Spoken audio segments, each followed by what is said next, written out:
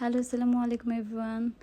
এই তো আজকে আমি আপনাদেরকে অনেকগুলো কাজ দেখাবো কেকের ইজি ওয়েতে। তো এখন এটা আমি একটা কেকের উপর ডবল শেডিং করছি। তো ডবল শেডিংটা আমি কীভাবে করলাম, তারপর খুব ইজি ডেকোরেশন দেখাবো, যেভাবে আপনারা নতুন যে কোনো বেকাররা খুব ইজিভাবে একটা কেক ডেলিভারি করতে পারবে। এই তো দেখেন ডবল শেডিংয়ের জন্য আমি কি করলাম, অরেঞ্জ কালার ক্রিম আমার দরকার ছিল, অরেঞ্জ কালার ক্রিম আর হোয়াইট থিম ছিল। তো অরেঞ্জ কালার ক্রিম আর হোয়াইট ক্রিমটা আমি লাগিয়ে নিলাম। এখন আমি প্যালেট নাইফের সাহায্যে এটাকে আমি ক্রিমটা সেট করে নিব। সেট করে নেওয়ার পর এই তো দেখুন আমি কীভাবে বোর্ডটা ঘুরিয়ে ঘুরিয়ে সেট করে নিচ্ছি। আমার হলো এটা একটা অরেঞ্জ কেক ছিল, তো প্যালেট নাইফ দিয়ে আমি উপর পার্টটাও সুন্দর করে সেট করে নিলাম।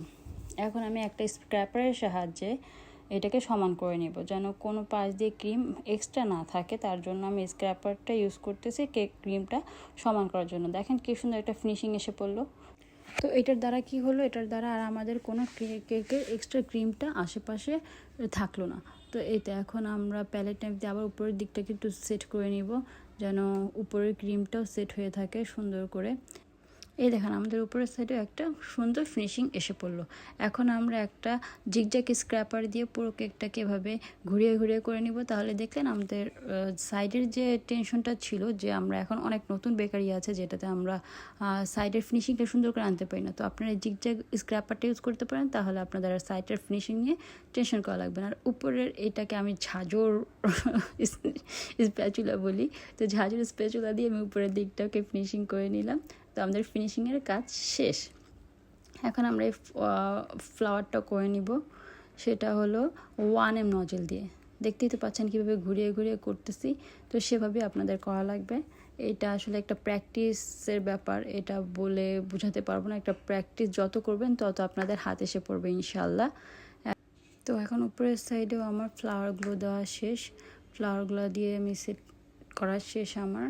এখন এই তো দেখেন কি সুন্দর লাগছে, এভাবে অনেক সুন্দর লাগছে।